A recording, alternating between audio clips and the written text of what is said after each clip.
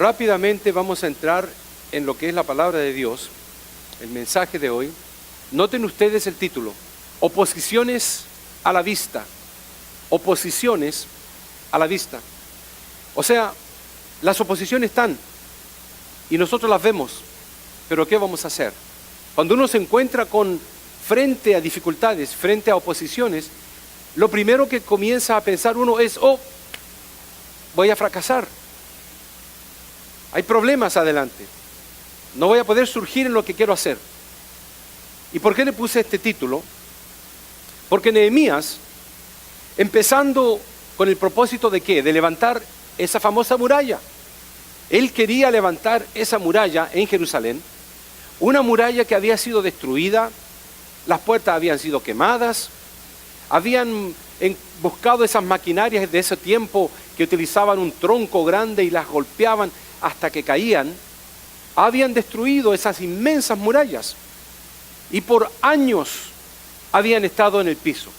¿Cuántos años? Un aproximado de 170 años habían estado en el piso esas murallas. No obstante, Nehemías, cuando supo la mala noticia de que el pueblo de Israel allá en Judá estaba con las murallas en el piso, él se puso triste y dijo: vamos a levantar esas murallas. Y todo eso lo hemos visto ya en los últimos 2 mensajes de los domingos pasados. Pero ahora nos encontramos con algo nuevo. Número 1, el versículo 2 del capítulo 2 dice que el rey Artajerjes le preguntó a Nehemías: ¿por qué está triste tu rostro? ¿Se recuerdan? Artajerjes era aquel hombre que lo podía sacrificar en el momento. Artajerjes podía mirarlo y hacer así con la mano, y venían los guardias y le cortaban la cabeza. Así que la palabra de Dios dice que Nehemías estaba tiritando cuando el rey le preguntó: ¿por qué está triste tu rostro? ¿Por qué vienes a hacerme aguafiestas aquí? ¿Por qué me vienes a amargar la vida? Menos mal que Artajerjes no dijo eso. Pero Artajerjes, el rey del imperio asirio, le preguntó: ¿por qué está triste? La palabra del Señor dice que él le dijo: esto solamente es quebranto de corazón. Tú estás triste por algo en tu corazón. La palabra de Dios dice de que Nehemías tuvo temor. Por supuesto. Dice: temí en gran manera. Eso lo explicamos el domingo pasado. Pero también el versículo 2, el capítulo 2, versículo 6 dice que el rey Artajerjes le preguntó por fin: bueno, está bien, le dijo, pero ¿cuánto durará tu viaje? ¿Cuándo volverás? Nehemías trabajaba para el rey. Nehemías era lo que pudiéramos decir hoy un guardaespaldas del presidente. Nehemías era lo que en ese tiempo se llamaba un copero. ¿Qué era un copero? Un copero era aquel que llevaba el vino al rey. Usted dirá: pero bueno, el que lleva el vino no es lo mismo que el que guardaespaldas del presidente. Pues era exactamente lo mismo. El copero tenía que recibir el vino que venía de otras regiones y tenía que probar cada uno de los vinos. No sé si se emborracharía o no. El asunto es que tenía que probarlo y tenía que esperar a ver si no moría. Si tomaba el vino y no moría, es porque el vino estaba bueno. Ese era el trabajo de Nehemías. Nehemías era un judío. Había nacido en Susa, allá por Babilonia, lo que es hoy día Irán e Irak, esas zonas. No obstante, cuando vienen los hermanos de él, por cierto, uno llamado Hanani, viene Hanani, su hermano, viene de millas lejanas, 900 millas para ser exacto, viene de Judá, y cuando Nehemías se encuentra con su hermano Hanani, le dice: ¿cómo está Jerusalén? Hanani, su hermano, le dice: está en ruinas, han quemado las puertas, eso está tirado por el piso, la gente tiene vergüenza, la gente se va a reír de todos los pueblos allá. Entonces Nehemías dijo: no puede quedar así. Y entendemos que Nehemías tomó una decisión. Le han llamado a uno de los más grandes líderes que ha existido en el mundo. Pero la decisión de Nehemías fue ir a orar.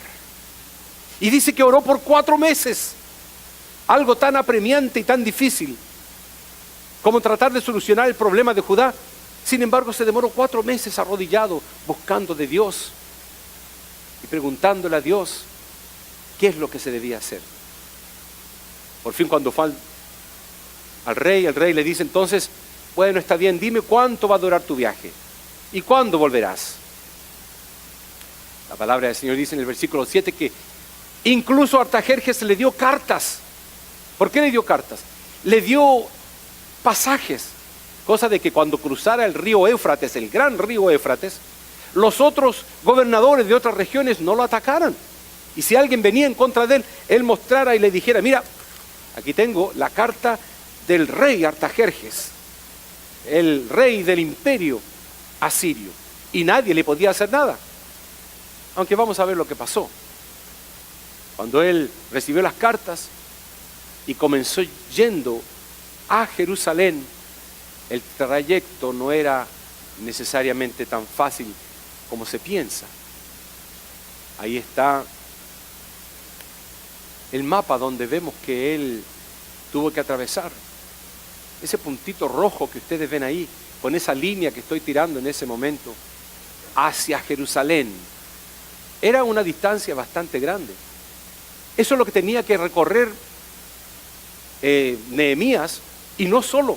Nehemías iba cargado de animales, iba cargado con madera, iban alguna gente que le ayudaba, en carreteras, en caballos, en bueyes, en camellos seguramente. ¿Cuánto se iba a demorar?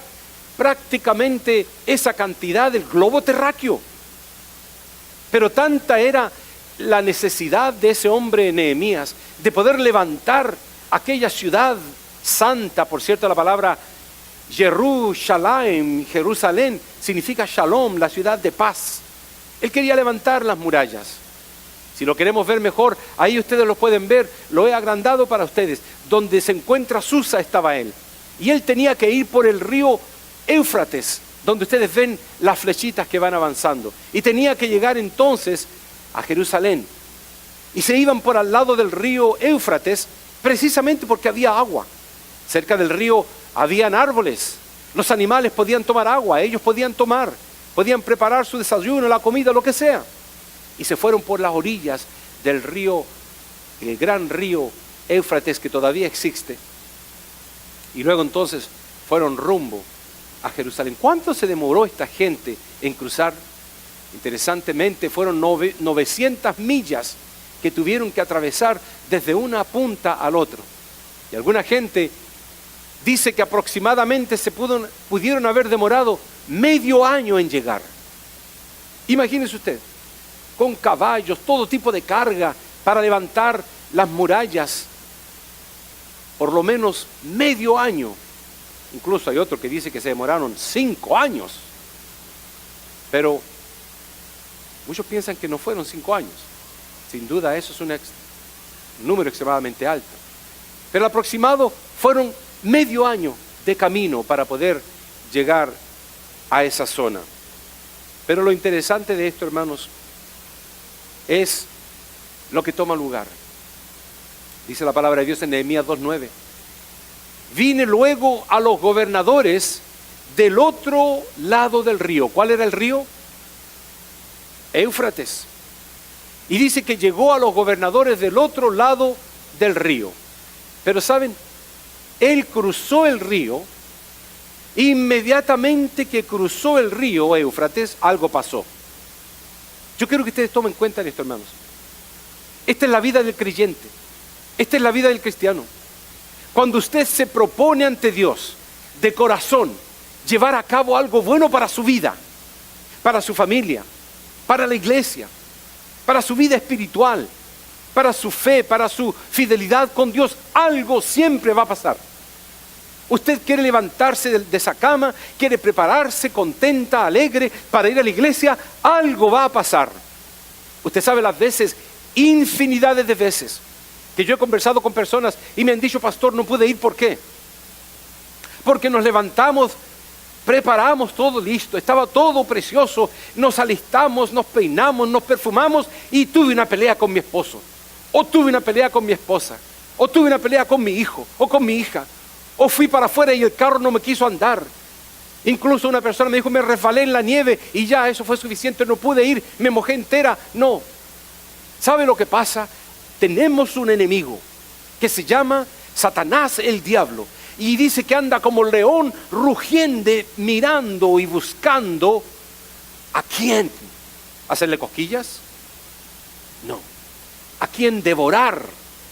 ¿A quién destruir? Y por eso la palabra del Señor le dice que Cristo Jesús dice, velad y orad. Velad, mantener mirando atentamente y orad para que no entremos en tentación. ¿Qué le pasó a Nehemías con esa gente? Inmediatamente al cruzar el río Éufrates, la palabra de Dios lo dice en Nehemías 2:10, pero oyéndolo Sanbalat y Tobías, ahí ya vamos a aprender quién era Sanbalat y Tobías. Oyéndolo Sanbalat y Tobías, les disgustó, dice, en extremo que viniésemos, ¿a qué cosa? Que viniésemos a procurar el bien al pueblo de Israel. Hermanos, ¿cómo es posible que alguien se disguste en extremo cuando usted quiera procurar el bien para alguien? Cuando usted venga y, por ejemplo, trae pan, como lo hace Priscila con Mateo, de todo corazón para darle a los hermanos, y alguien diga, yo no quiero este pan, eso se ha escuchado incluso. Usted dirá, no puede ser. Pues sí, siempre va a ocurrir algo negativo cuando uno quiere hacer algo bueno. ¿Quién está detrás de esas maquinaciones? ¿Quién quiere destruir la relación amorosa entre los hermanos, entre la familia, en el trabajo, en el país? Nosotros participamos de una caminata en contra del aborto y hace pocos días atrás se firma un pacto de que se puede abortar al niño hasta los 9 meses, hasta el último día en que va a nacer. No olvidémonos de los escrúpulos, pero todo eso es diabólico. Donde hoy en día se confunde el género masculino o el género femenino, se confunde. Y al hombre lo quieren hacer mujer y a la mujer la quieren hacer hombre. Y intercambiar los géneros, que el hombre tenga una actitud o un concepto femenino y la mujer tenga un concepto masculino, total es lo mismo. Ir en contra de la naturaleza, como dice Cristo en su palabra, que irán en contra de la naturaleza establecida por Dios. ¿Y qué sucede con Nehemías? Cruza el río Éufrates. Inmediatamente Sanbalat y Tobías. ¿Quién era Sanbalat y Tobías? Eran gobernadores del otro lado del río, del otro lado del Éufrates, que apenas escucharon de que venían a levantar y a ordenar y a hacer el bien al pueblo de Israel. Ellos se sintieron celosos porque no querían el bien. Y hay gente que no quiere el bien. Hay gente que se goza con que uno se mantenga ahí todo pisoteado, pisado. Hay gente que se alegra con que la gente esté en mal condición. Si ellos llegan a subir, ya se sienten mal y quieren tener lo que ellos tengan, o quieren ser superiores y demostrar superioridad. Ese corazón tenía Sanbalat y Tobías. No podían ver que vayan a levantar una ciudad que estaba en ruinas y la gente estaba triste. Pero eso no es de ahora nada más. Eso ocurre todo el tiempo. Satanás, el diablo, está, como les mencioné, como león rugiente buscando a quien devorar para destruirlo. Y la palabra del Señor dice que el enemigo, Satanás, el diablo, vino solamente a 2 cosas: matar y destruir. Robar y destruir. Robar la paz, matar los matrimonios, destruir los hogares, destruir el país, destruir el mundo.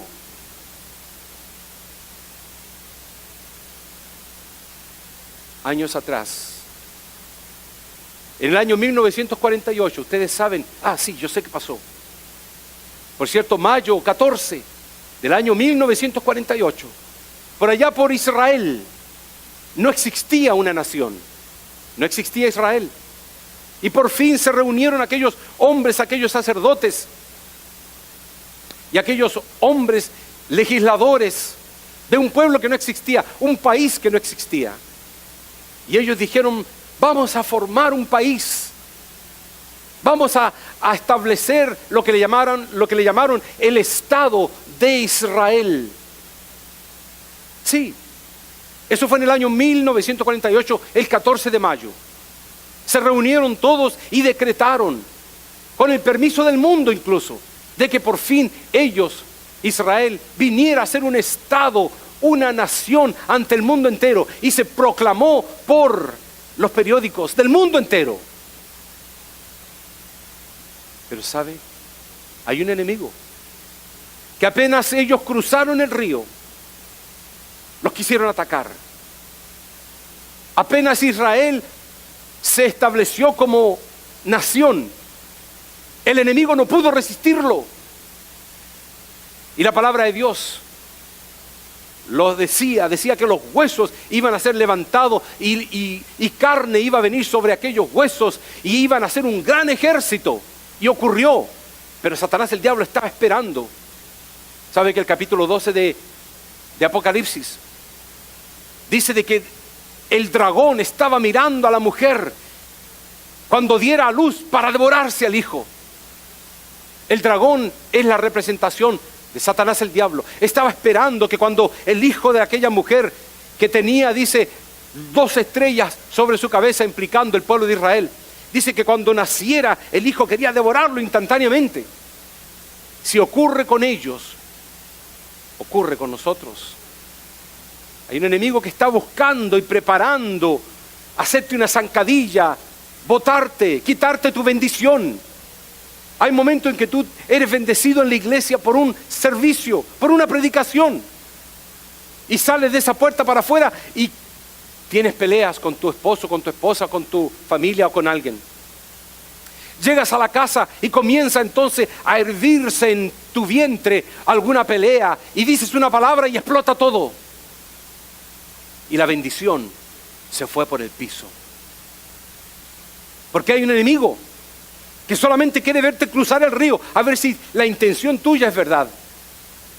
Y es cierta. Nehemías cruzó el río y inmediatamente comenzaron a atacar. Israel firmó el contrato de nación el 14 y al día siguiente, tenemos ahí los registros, al día siguiente, el 15 de mayo de 1948, atacan los árabes a esa nación que recién horas se había establecido, y no la ataca una nación. Fueron 7 naciones que fueron contra aquella nación que recién estaba creciendo, que tenía horas de haber nacido. Porque Satanás, el diablo, estaba como dragón esperando que naciera aquel niño para tratar de devorarlo. La palabra de Dios nos da indicaciones de qué sucedió. E incluso, aunque fueron 7 naciones, estaba escrito en Deuteronomio 28:7, Jehová derrotará a tus enemigos que se levantaren contra ti. Por un camino saldrán contra ti y por 7 caminos huirán de delante de ti. Usted sabe que cuando fueron a atacar a Israel, se tuvieron que arrancar por donde quiera que encontraron posibilidades de arrancar, porque 7 naciones no pudieron contra ese puñado de hombres y mujeres que habían entregado sus vidas al Dios Todopoderoso, Jehová de los ejércitos, y que son el pueblo escogido de Dios. Como dice la palabra de Dios, pero oyéndolo Sanballat y Tobías, les disgustó en extremo que viniésemos ¿a qué cosa? A procurar el bien al pueblo. Y por eso enfatizo, hermanos, para que lo aprendamos de memoria. Cuando usted vaya a hacer un bien, prepárese. No deje de hacer el bien. No se retracte, no se eche para atrás. Tome más fuerza, porque el bien se va a llevar a cabo. Va a haber un enemigo, pero si tuviéramos que saber lo que le pasó después a Sanballat y a Tobías, tendríamos que avanzar en el libro de Nehemías, y eso es más adelante. Pero sí sabemos lo que le pasó a Israel y a las 7 naciones que vinieron a tratar de destruirla. Sucumbieron, perdieron, fueron el hazmerreír. Grandes naciones, Siria, Irán, Irak, Egipto, quedaron en la más grande burla por ese pequeño grupito que había firmado ante Dios el pacto de ser una nación. Pero Dios, quien protege esa nación, nos protege a nosotros también. El ángel de Jehová acampa alrededor de los que le temen y los defiende. No tiene que usted defenderse por sí solo. Él lo va a defender a usted. Haga el bien. Hay un dicho común que dice: haz el bien y no mires a quién. Pero la palabra del Señor lo establece. Si das un vaso de agua a un sediento, tendrá su recompensa, dice en el cielo. Yo no sé qué tipo de recompensa tendrá, pero de que va a ser un gran galardón para aquella persona que dio un vaso de agua de corazón. La palabra del Señor dice: pero si das una ofrenda de profeta, tendrás recompensa de profeta. A los que sirven a Dios y bendicen al pueblo, Dios los bendice multitudes de veces. Cuando uno quiere llegar a hacer algo bueno para Dios o para su propia vida, siempre va a haber un contrario. Vienen oposiciones cuando usted procura el bien por sobre el pecado. Vienen oposiciones cuando usted desea mejorar su caminar con Dios. Vienen oposiciones cuando usted quiere ser ejemplo del amor a otro, y vienen oposiciones cuando usted desea superar su vida espiritual. Vienen oposiciones cuando usted se esfuerza para serle fiel a Dios. Esta gente no se calmaba. Este famoso Sanbalat y Tobías. ¿Usted conoce algún Sanbalat y Tobías? A lo mejor no con ese nombre, pero están por todos lados. ¿Quiere que le diga un secreto? Sanbalat y Tobías eran judíos. El odio venía de adentro. La rencilla venía de adentro de su propio pueblo. Muchas veces no viene de afuera, pero viene de adentro. Por eso uno tiene que estar preparado para que lo cojo no se salga del camino. Hablar con amor, pero con certeza, con firmeza, estableciendo la palabra de Dios como su guía de educación, como su guía de caminar, como su guía de actitud, la palabra de Dios. Sanbalat, Tobías no se querían cansar. Otro versículo dice que cuando ellos comenzaron los preparativos del muro, Sanbalat, horonita, Tobías el siervo amonita y Gesén el árabe hicieron escarnio de nosotros, dice, y nos despreciaron. Cuando recién comenzaban a levantar la muralla. Otro versículo dice que cuando el muro comenzaba a ser levantado, cuando lo oyó Sanbalat que nosotros edificamos el muro, se enojó y se enfureció en gran manera e hizo escarnio de los judíos. Cuando la muralla ya estaba muy notoriamente levantada, la palabra de Dios dice que Sanbalat, Tobías, los árabes, los amonitas y los de Asdod se encolerizaron mucho y conspiraron todos a una para venir a atacar a Jerusalén y hacerles daño. ¿Cómo fue poco a poco subiendo el odio, la rabia, hasta que se encolerizaron cuando vieron de que estaban levantando ya y terminando la muralla? ¿Sabe, hermanos? La palabra de Dios nos alienta, pero también nos llama la atención y nos dice: cuidado. Todos los que quieren vivir piadosamente en Cristo Jesús padecerán persecución. Si usted quiere vivir piadosamente con Cristo o en Cristo Jesús, va a padecer persecución. La palabra del Señor nos afirma y nos dice: amados, no os sorprendáis del fuego de prueba que os ha sobrevenido, como si alguna cosa extraña os aconteciese, sino gozaos por cuanto sois participantes de los padecimientos de Cristo, para que también en la revelación de su gloria os gocéis con gran alegría. ¿Sabe lo que significa eso? Significa que no nos sorprendemos. No nos vayamos a sorprender cuando vienen problemas. Y problemas tan grandes como pruebas de fuego. No nos sorprendamos. Continuemos. No vamos a sucumbir. Van a venir las pruebas, pero no vamos a ser derrotados. La palabra de Dios lo confirma. Bienaventurados sois cuando por mi causa os vituperen y os persiguen y digan toda clase de mal contra vosotros. Pero cuidado, mintiendo. Gozaos y alegraos porque vuestro galardón es grande en los cielos. Esas son las promesas de Dios. Dios tiene promesa y Él nos dice: ninguna arma forjada contra ti prosperará. Y condenarás toda lengua que se levante contra ti en juicio. Esta es la herencia de los siervos de Jehová, y su salvación de mí vendrá, dice Jehová. Leemos estas promesas, las sabemos de memoria, pero muchas veces nos entra por aquí y nos sale por allá. Cuando Dios establece de que ninguna arma forjada, la palabra forjada implica que ninguna arma preparada, ninguna arma dedicada para el daño tuyo va a prosperar, ninguna. El arma del enemigo no puede prosperar contra el cristiano, no puede. A no ser de que el cristiano se retire de esa cobertura que habla la palabra de Dios en Salmo 91.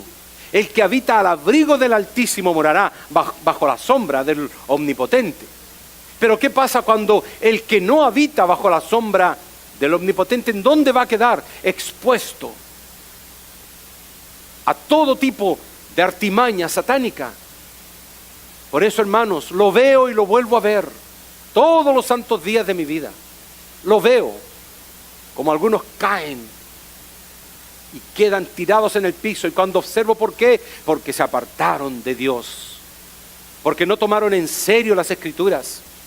Pero aquellos hombres y mujeres que están firmes en la gracia de Dios, le pasa todo tipo de camiones por encima, pero todavía se ponen de pie y todavía siguen firmes y levantan la bandera de Cristo. Nada los puede detener, porque la palabra de Dios dice: ninguna arma forjada contra ti prosperará. Incluso la palabra de Dios sigue diciendo: esta es la herencia de los siervos de Jehová. La salvación vendrá, dice, de mí, dice Jehová. ¿Quién va a ir contra Jehová de los ejércitos? Nada es imposible para Dios. Usted dirá: pero para mí muchas cosas son imposibles. No importa, pero Dios es el que está al frente. Dios decía: no te preocupes, tú, mira, vas a derrotar tus enemigos. ¿Cómo, Señor? Tocando el shofar, cantando, alabando, haciendo yadá, levantando las manos. Así vas a derrotar al enemigo. Y lo vemos una y otra vez a través de todo el Antiguo Testamento. Grandes ciudades, grandes pueblos eran derrotados y quedaban en la nada. ¿Qué hacían los judíos? Tocaban el shofar, tocaban la trompeta y alababan a Dios.